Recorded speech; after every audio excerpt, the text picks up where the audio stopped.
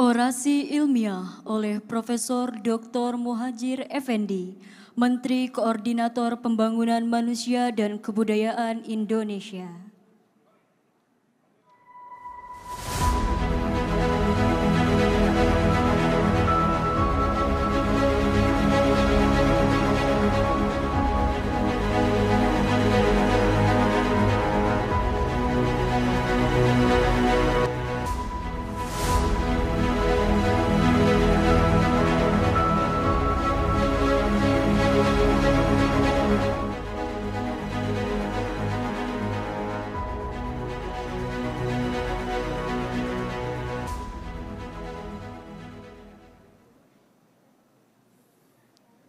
Assalamualaikum warahmatullahi wabarakatuh.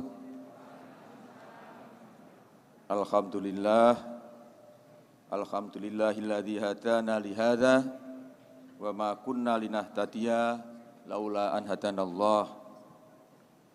May yahdihillahu fahuwal muhtadi wa may yudlil fa ulaika humul khasirun. Allahumma sholli wa sallim wa barik ala Muhammad wa ala alihi wa sahbihi ajmain. Rabbi shrah li sadri wa yassir li amri wahlul 'uqdatam min lisani yafqahu qawli. Amin. Yang saya hormati Rektor Universitas Muhammadiyah Jakarta, Bapak Dr. Ma'mun Murad Al-Barbasi, MSI, dan seluruh pimpinan Universitas Muhammadiyah Jakarta, Sekretaris BPH Universitas Muhammadiyah Jakarta, Bapak Profesor Dr. Agus Suradika MPD, yang tadi mewakili Ketua BPH, anggota Majelis Tinggi Libang PP Muhammadiyah, Bapak Sudarnoto Abdul Hakim, Profesor Sudarnoto Abdul Hakim, Ketua BWM DKI Jakarta, Al-Mukarram, Al-Ustadz Syekh Haji Muhammad Sunan Miskan LC, Ketua Sunat Universitas Muhammadiyah Jakarta yang saya hormati, Ibunda Profesor Dr. Masito Husnan MAG, Ketua LL Dikti Wilayah 3 DKI Jakarta atau yang mewakili perwakilan Kopertais Wilayah 1 DKI Jakarta dan Banten, yang lebih khusus lagi para wisudawan, wisudawati Universitas Muhammadiyah Jakarta yang saya cintai dan saya banggakan. Alhamdulillah, saya mendapatkan kehormatan pada pagi hari ini untuk hadir menyaksikan pagelaran pentahbisan para wisudawan wisudawati Universitas Muhammadiyah Jakarta untuk ditetapkan sebagai penyandang gelar akademik mulai dari S3, S2, S1 maupun diploma yang luar biasa, penuh hikmat dan berwibawa ini. Saudara sekalian yang berbahagia, sebelum itu saya mengucapkan selamat kepada seluruh wisudawan. Mudah-mudahan dengan diwisudanya saudara-saudara semua akan menjadi awal kesadaran saudara akan tantangan masa depan yang jauh lebih berat, jauh lebih volatile, jauh lebih kompleks, jauh lebih tidak pasti, dan juga jauh lebih ambiguous masa-masa depan ke depan. Saudara sekalian yang berbahagia, saya mengajak seluruh wisudawan yang hadir di ICE BSD ini untuk memahami mimpi besar bangsa Indonesia. Secara keseluruhan visi Indonesia 2045 yaitu mewujudkan tingkat kesejahteraan rakyat Indonesia yang lebih baik dan merata dengan kualitas manusia yang lebih tinggi, serta ekonomi Indonesia yang meningkat menjadi salah satu dari 5 kekuatan ekonomi terbesar di dunia. Sekarang ini posisi Indonesia masih nomor 16 terbesar di dunia. Karena kita nomor 16, maka Indonesia menjadi salah satu anggota G20, yaitu 20 negara di dunia yang size ekonominya, besaran ekonominya terbesar. Kita masih berada di nomor 16 dan target kita pada tahun 2045 Indonesia akan menduduki peringkat 5 terbesar di dunia. Tepuk tangan. Tapi masih akan kita berusaha keras untuk menjadi 5 besar terdunia itu. Karena kita menjadi anggota G20 dan kebetulan Bapak Joko Widodo, Presiden Republik Indonesia, kali ini terpilih menjadi Presiden dari G20 itu. Karena itu kemarin digelarlah pertemuan G20 di Indonesia di Bali beberapa waktu yang lalu. Saudara sekalian yang berbahagia, pencapaian visi Indonesia tersebut dibangun dengan 4 pilar. Pilar pertama yaitu pembangunan manusia, serta penguasaan ilmu pengetahuan dan teknologi. Dan ini berarti termasuk apa yang dilakukan oleh Universitas Muhammadiyah Jakarta dengan para lulusannya, termasuk yang pagi hari ini di wisuda. Kemudian pembangunan ekonomi berkelanjutan. Alhamdulillah kondisi ekonomi kita sekarang ini lumayan bagus karena pertumbuhannya di atas 5%. Nah, ini yang ekonom, yang dari Fakultas Ekonomi pasti lebih tahu dibanding saya. Pertumbuhan ekonomi kita kuartal pertama tahun 2022 itu 5,01% year on year, jadi dibanding tahun sebelumnya. Kemudian kuartal kedua itu naik menjadi 5,44%. Kemudian kuartal ketiga ini kita berada di dalam posisi 5,72% year on year.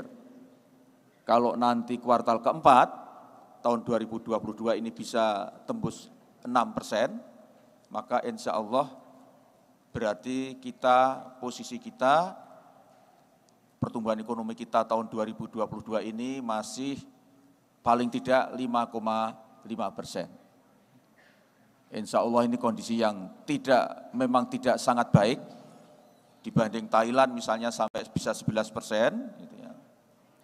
Tetapi insya Allah juga tidak terlalu buruk dibanding Amerika yang hanya 3,4% dan Cina juga hanya 4%. Jadi kita di antara negara G20 dibanding kita masih dalam posisi yang cukup baik. Kemudian yang ketiga yaitu pemerataan pembangunan. Pemerataan pembangunan ini sedang kita upayakan bagaimana supaya pertumbuhan ekonomi, tingkat kesejahteraan masyarakat itu bisa dinikmati secara merata oleh seluruh anak bangsa. Karena itu berbagai macam paket pemerataan telah digulirkan selama era kepemimpinan Bapak Presiden Joko Widodo ini. Di sektor pendidikan misalnya, yaitu dikeluarkannya program Kartu Indonesia Pintar atau KIP. KIP ini menyasar keluarga-keluarga yang tidak mampu agar dia bisa bersekolah. KIP ini sekarang sudah meningkat, bukan hanya sampai di tingkat SLTA, tetapi juga sudah sampai untuk mereka yang tidak mampu tetapi secara akademik pintar, bagus, bisa melanjutkan studinya, yaitu berupa KIP kuliah atau KIP kuliah. Tadi Pak Profesor Agus Radika membisiki saya bahwa ada berapa Pak Rektor? 150 ya, 150 mahasiswa Universitas Muhammadiyah Jakarta yang sekarang juga mendapatkan program Kartu Indonesia Pintar kuliah ini. Tentu saja ini suatu peluang yang sangat bagus. Saya mengucapkan terima kasih kepada Universitas Muhammadiyah Jakarta yang telah ikut berpartisipasi untuk meningkatkan akses dari keluarga-keluarga yang tidak mampu untuk bisa mendapatkan pendidikan tinggi di Universitas Muhammadiyah Jakarta yang sangat luar biasa ini. Kemudian yang terakhir yaitu pemantapan ketahanan nasional dan tata kelola pemerintahan. Pemerintah terus memperbaiki praktek-praktek baik di dalam upaya kita untuk memberikan pelayanan yang terbaik kepada masyarakat, termasuk memberikan pelayanan melalui gerakan revolusi mental, yaitu Indonesia bersih, Indonesia tertib, Indonesia melayani, dan Indonesia bersatu. Ini adalah merupakan bagian dari ketahanan nasional dan tata kelola pemerintahan ini. Kita berupaya pemerintah berjalan dengan tertib, birokrasinya bersih, terbebas dari praktek-praktek korupsi, dan yang tidak kalah penting, setiap aparat pemerintah, mulai dari menteri sampai pegawai biasa di pemerintahan, harus punya mental melayani, bukan mental ngebosi, bukan bossy attitude, tapi civil servant. Dan itulah yang ditekankan untuk kita semua yang berada di dalam pemerintahan, termasuk saya sebagai bagian dari pemerintahan sebagai Menko PMK ini. Saudara sekalian yang berbahagia, untuk mewujudkan hal tersebut, para wisudawan harus menyadari bahwa kemajuan suatu bangsa dapat diasosiasikan dengan bagaimana para lulusan universitas mengambil peran strategisnya dalam bentuk produktivitas dan semangat untuk kemajuan dan eksistensi bangsanya. Anak-anakku sekalian, paling sekarang saudara usianya paling tinggi 24 tahun. Atau yang S2 mungkin ya yang 25-24 tahun. Berarti nanti tahun 2045 itu usia saudara itu sekitar 39 sampai 50 tahun. Itu artinya apa? Berarti saudara tahun 2045 itu saudara berada di dalam puncak produktivitas. Sebagai seorang insan akademis, lulusan Universitas Muhammadiyah Jakarta, sedang berada di dalam puncak-puncak produktivitasnya. Kalau pemain bola gitu sedang on fire, sedang produktif mencetak gol. Nah, saudara nanti tahun 2040-nya sama. Ketika saudara menjadi pengusaha, itu sedang lancar-lancarnya. Untungnya sedang banyak-banyaknya. Kalau saudara meniti karir sebagai seorang dosen, maka sedang tinggi-tingginya kemampuan akademiknya. Kalau saudara menjadi politisi, mungkin saudara juga sedang berada di puncaknya. Bisa jadi anggota DPR, bisa menjadi menteri, bahkan saya berdoa mudah-mudahan ada di antara saudara yang nanti jadi presiden. Tahun 2045 itu. Jadi sekali lagi, artinya apa? Berarti tahun 2045, tahun Indonesia emas yang tinggal 23 tahun yang akan datang, itu berarti adalah masa depan saudara. Itu adalah kesempatan saudara. Bukan kesempatan saya, bukan kesempatan Pak Rektor, bukan kesempatan Ketua Senat, tetapi kesempatan lulusan Universitas Muhammadiyah Jakarta yang hari ini diwisuda.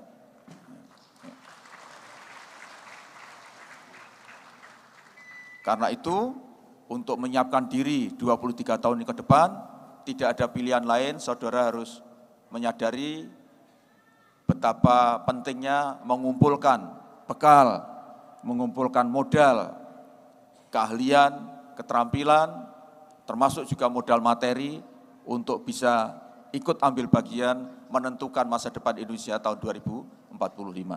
Akan tetapi, kalau saudara tidak menyadari itu dan santai-santai, tidak punya kemauan keras, tidak punya kesadaran bahwa nanti tahun 2045 itu adalah akan terjadi kompetisi, kontestasi yang sangat ketat di antara para alumni, maka 2045 itu adalah kesempatan yang terlewatkan. Dan saya tidak ingin alumni Universitas Muhammadiyah Jakarta yang sekarang diwisuda, baik itu sebagai program doktor, S2 maupun S3, S1, tidak menyadari akan pentingnya tahun 2045 itu. Saudara sekalian yang berbahagia, bila kita melihat data statistik BPS tahun 2022 menyebutkan bahwa tingkat pengangguran terbuka sekarang ini sebesar 5,86% dari total penduduk usia kerja sejumlah 242 juta orang. Jadi jumlah usia kerja kita sekarang ini 209 juta. Dari 273 juta penduduk, itu 209 adalah usia kerja. Termasuk saudara-saudara, ini adalah penduduk usia kerja. Usia kerja itu yaitu yang usianya antara 16 sampai 65, itu usia kerja. Saya sekarang 66, jadi sebetulnya saya ini sudah termasuk bukan penduduk usia kerja, tetapi masih bekerja. Beda dengan saudara, terutama yang belum bekerja, usia kerja tetapi belum bekerja. Karena itu harus dibedakan antara usia kerja, angkatan kerja, dan tenaga kerja. Usia kerja itu artinya usianya sudah waktunya kerja, tetapi karena masih kuliah, masih sekolah, maka dia tidak sempat bekerja. Atau menjadi ibu rumah tangga termasuk juga bagian dari ini. Kemudian angkatan kerja itu adalah mereka yang di luar tadi itu, tetapi dia belum tentu bekerja. Jadi angkatan kerja itu usia kerja tetapi tidak terhalang untuk bekerja, tetapi belum mendapatkan lapangan kerja, namanya angkatan kerja. Nah, angkatan kerja kita yang belum mendapatkan pekerjaan atau masih status menganggur itu 5,86% dari total penduduk. Tahun 2021 kemarin itu dari 146 juta angkatan kerja itu baru ada penganggurnya sekitar 7 juta. Alhamdulillah setelah COVID ini pertumbuhan ekonomi semakin membaik, angkatan kerja kita, pengangguran kita sudah turun menjadi 5,86% ini. Saudara sekalian yang berbahagia, yang harus menjadi tanggung jawab kita semua, terutama pada para alumni, adalah bagaimana memanfaatkan berbagai macam peluang agar jangan membebani keluarga, membebani masyarakat, membebani pemerintah karena belum bisa mendapatkan pekerjaan. Upayakan setelah selesai dari Universitas Muhammadiyah Jakarta ini, kalau yang S1 upayakan melanjutkan di kampus ini juga, kalau tidak segera mencari pekerjaan, segera menciptakan peluang pekerjaan. Pekerjaan apa saja dulu, baru nanti setelah dapat boleh milih. Karena ciri generasi milenial dan generasi Z seperti kalian, itu memang mobilitas ditandai dengan mobilitas kerja itu sangat tinggi. Mobilitas kerja sangat tinggi. Orang bisa pindah dari satu kerjaan ke pekerjaan yang lain untuk mencari kepuasan, mencari prestasi, mencari kecocokan dengan pekerjaan yang tersedia. Seharusnya begitu, tetapi banyak juga yang enggak kerasan karena bekerja, karena memang di tempat itu tidak representatif untuk dirinya. Saudara sekalian yang berbahagia, di sektor kemiskinan, upaya pemerintah untuk mengentaskan kemiskinan semakin baik. Jumlah penduduk miskin Maret 2022 sebesar 26,16 juta atau 9,54%. Bila dibanding Maret 2021, jumlah penduduk miskin sebesar 27,54 juta, maka terjadi penurunan 1,38 juta orang. Lonjakan penduduk miskin pada tahun 2021 disebabkan oleh adanya COVID dan berdampak kepada perekonomian. Saya sekarang kebetulan diperintah oleh diberi amanah oleh Bapak Presiden untuk bersama-sama Pak Wapres untuk menangani kemiskinan ekstrim. Jadi dari 9,54% ini yang tergolong miskin ekstrim di Indonesia itu masih sekitar 4%. Yang 4% miskin ekstrim. Orang yang lulusan ekonomi atau visipol tahu itu bedanya miskin dan miskin ekstrim. Kalau kemiskin, hanya miskin saja, itu bisa relatif. Kalau dibanding dengan yang lain, bisa saja dia tidak miskin. Itu namanya miskin relatif. Tapi kalau namanya miskin ekstrim, dibanding-bandingke dengan siapapun, ya tetap miskin. Itu namanya miskin ekstrim.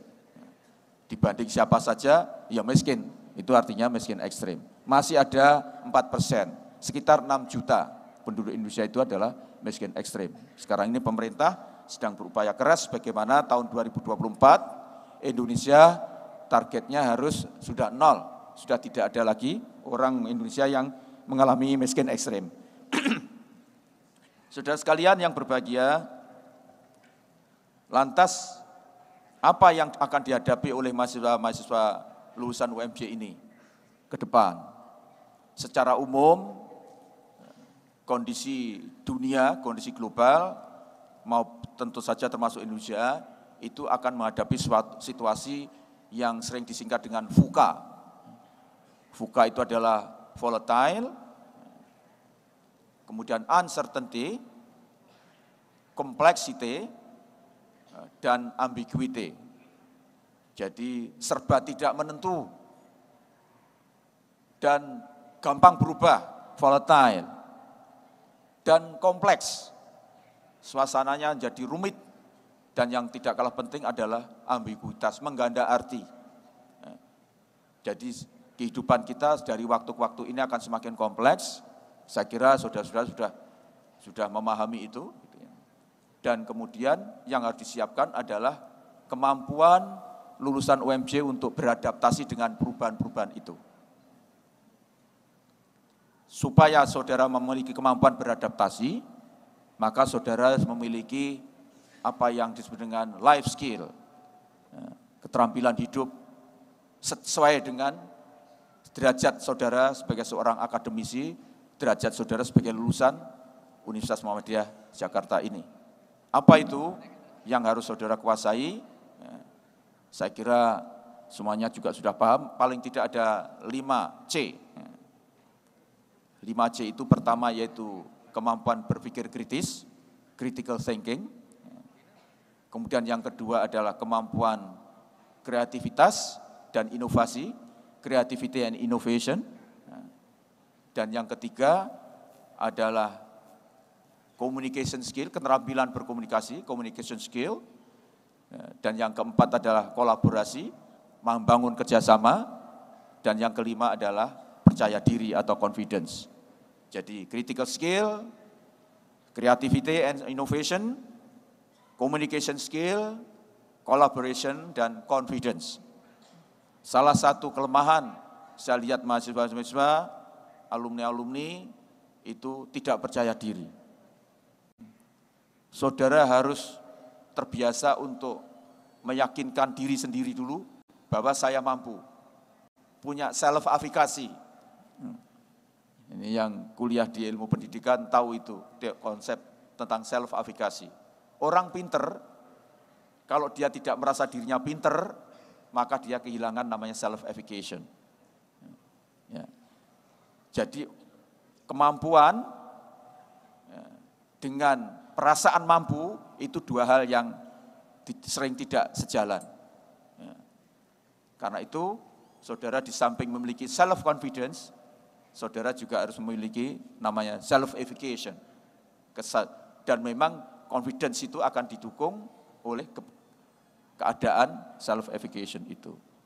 Karena itu saudara nanti kita sudah lulus dari UMJ Jakarta, jangan segan-segan untuk menawarkan diri, menunjukkan diri. Saya alumni UMJ, saya memiliki kemampuan ini. Saya akan bisa, kalau Bapak memberikan kepercayaan saya untuk ini, saya akan lakukan ini. Harus pede, self-confidence. Dan untuk bisa percaya diri, kreativitas harus muncul. Kreatif itu apa? Kemampuan untuk menyelesaikan masalah yang tidak pernah dialami sebelumnya, itu namanya kreatif. Bila biasakanlah berpikir out of the box. Jangan ikut-ikut yang sudah dilakukan orang lain. Jadikan diri saudara beda dengan yang lain. Itu namanya kreatif. Ketika orang lain melakukan A, saudara jangan ikut-ikutan melakukan A. Tapi cari alternatif yang lain. Itu namanya kemampuan kreatif. Kemudian communication skill, kemampuan berkomunikasi. Menulis seperti Pak Rektor, ini produktif sekali tulisannya, hari ini juga muncul di koran. mestinya mahasiswanya juga harus niru Pak Rektor. Kemudian kemampuan bicara. Kita baru ketahuan kalau kita pinter, itu kalau kita menulis dan bicara. Kalau kita pinter dan dia melulu, nggak pernah nulis juga, kita nggak akan kenal bahwa dia orang pinter. Itulah kemampuan untuk self-efficacy dan self-confidence itu.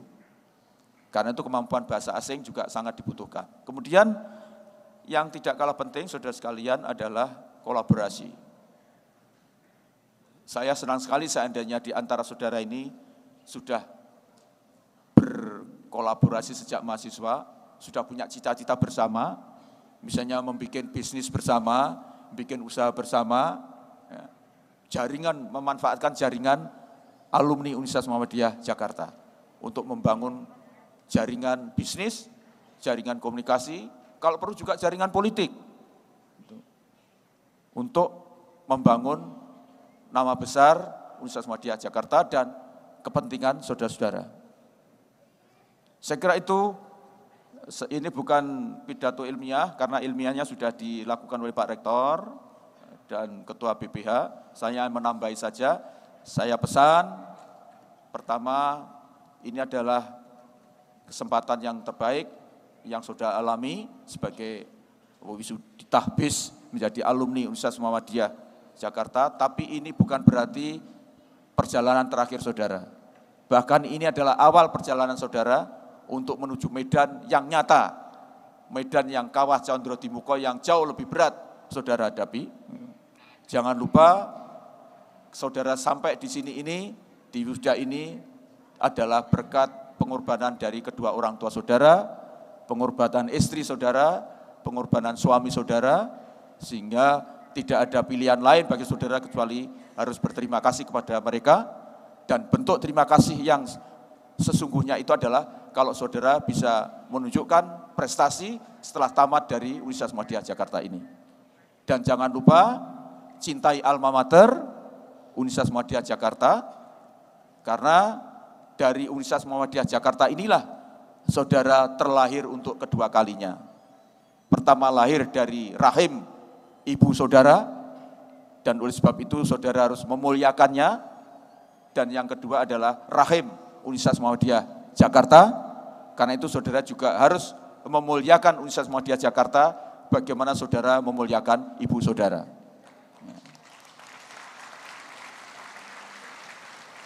Cara memuliakan Universitas Muhammadiyah Jakarta adalah pertama-tama menjaga nama baik alma mater.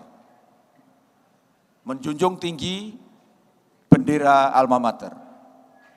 Kalau saudara berperilaku baik, berprestasi baik, orang akan tanya, dia alumni mana? Dan begitu orang tahu bahwa alumni UMJ, maka terangkatlah ibu kandung kedua saudara, yaitu Universitas Muhammadiyah Jakarta. Itu sudah cukup untuk berbakti kepada Universitas Muhammadiyah Jakarta.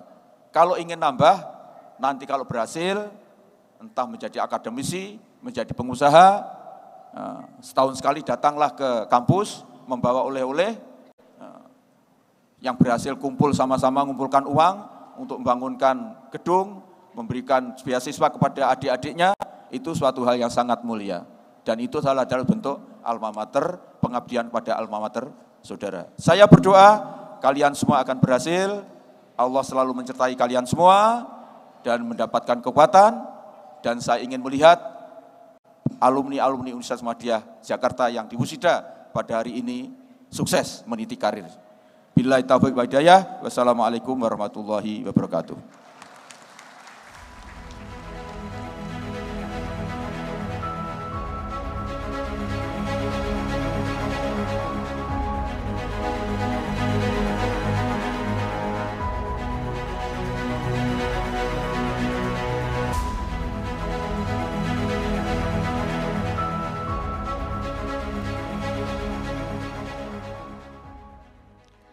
Mohon berkenan kepada Rektor Universitas Muhammadiyah Jakarta, Dr. Ma'mun Murad MSI, bersama Menteri Koordinator Pembangunan Manusia dan Kebudayaan Indonesia, Profesor Dr. Muhajir Effendi, untuk menyandungkan sholawat bersama.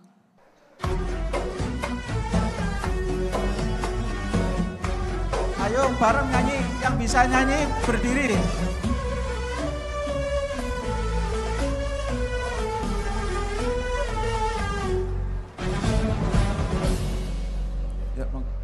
رقد عيناي شوقا ولطيبة ذرفت عشقا فأتيت إلى حبيبي فجاء قلب ورفقا صلي على محمد السلام عليك يا رسول الله السلام عليك يا حبيبي يا نبي الله السلام عليك يا رسول الله السلام عليك يا حبيبي يا نبي الله يا رسول الله.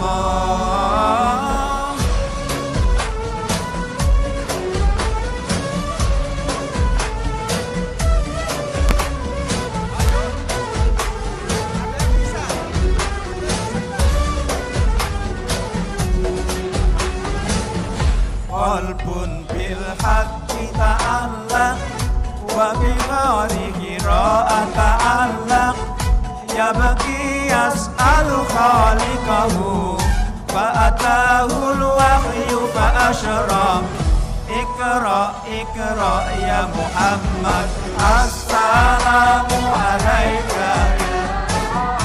يا رسول الله السلام عليك يا حبيبي يا نبي الله السلام عليك يا رسول الله السلام عليك يا حبيبي يا نبي الله يا رسول الله.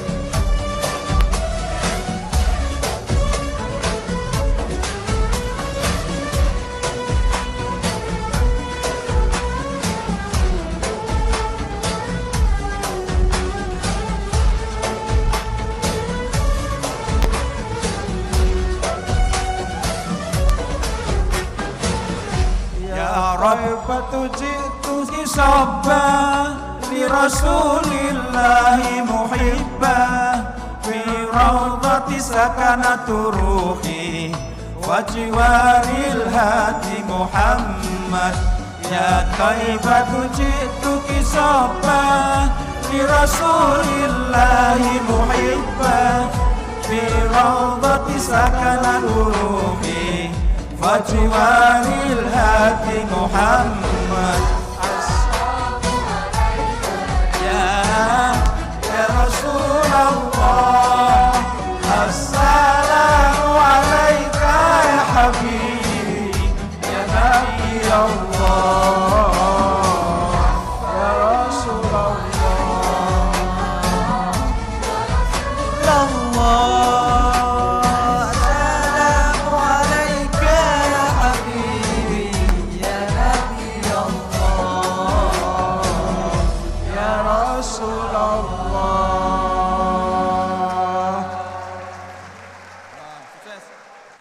Nanti jadi menteri nanti.